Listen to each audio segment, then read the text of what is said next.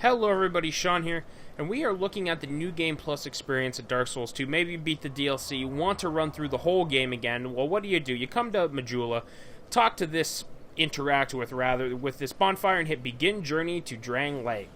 In my case, it said Journey 3 because I've already beaten New Game Plus. But anyways, so what does the New Game Plus entail? Well, when you start the game, when you interact with that bonfire anyways, it'll basically start the game as if you were brand new. However, you keep all of your stuff. The only thing you lose are keys and other items that would let you skip parts of the game.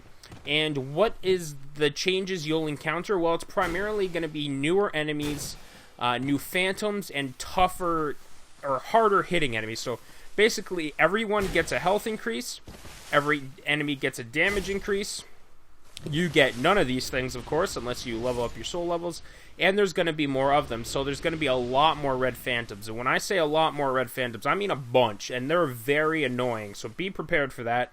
There's also going to be some common enemies, some, just normal hollowed enemies that you will encounter. These are a little less common. There's only a few spots in the game where there's more common enemies. Typically, any new Game Plus experience enemies that you'll encounter will be phantoms, but there are a few like this. Also, a couple bosses like the Lost Sinner and Flexile Sentry gain some new allies so that the fights are a little more difficult this time around. Aside from that, there really isn't that much of a change. The story is the same. Your gameplay experience will be the same. It's just enemies hit harder, and there's more of them.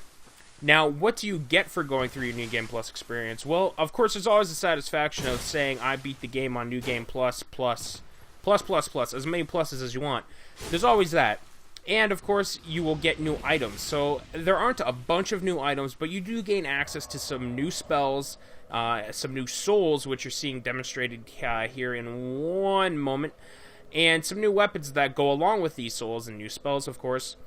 But aside from that, it's really just the satisfaction of beating the game again and again. There's little secret tidbits hidden here or there, but there is no overwhelming changes aside from the new enemies and the new items. But there you go. I hope this gives you a little idea of what to expect from the New Game Plus, and so on experience. I thank you for watching, and we'll see you next time.